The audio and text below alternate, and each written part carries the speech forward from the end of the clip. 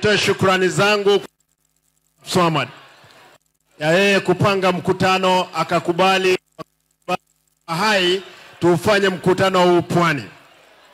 Tukashirikiana pamoja Mama Gladys Wanga ambaye ni mwenyekiti wa chama, Mama Senator Betty Siengo, asante sana.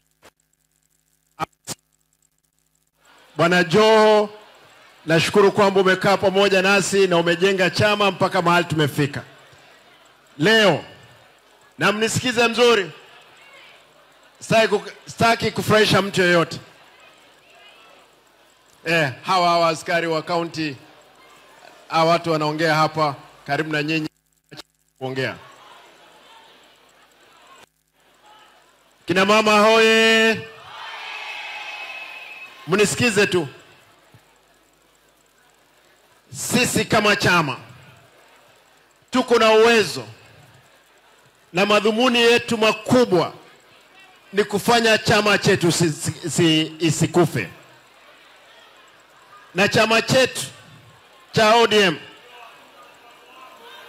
nataka niulize viongozi wote, tafadhali tusilete mchanganyiko mahali baba alituacha na akatuonyesha kwamba tutembee kwa hiyo barabara. DJ, hiyo mchanganyiko ndio nasema hatutaki. Ndugu zetu wale ambao wako na fikra kando na fikra ya baba Raila Amolo Odinga, tunataka tuambie kwamba enda pole pole. Chama hiki ni chetu. Ni 15 ambao ni wanachama wa ODM.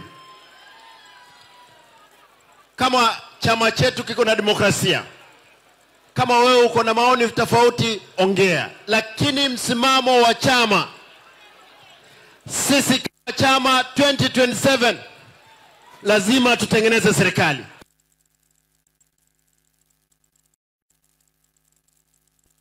Tumekaa katika upinzani miaka nyingi. Tutatengeneza serikali na watu wako na fikra kama yetu. Watu wanaheshimu haki za kibinadamu. Watu wanachukia mambo ya ofisi. Watu ambao lazima tupeleke nchi yetu mbele kama wananchi wa Kenya. Kwa hiyo kwa sasa mpaka 2027 tunashirikiana na serikali hii ya broad based.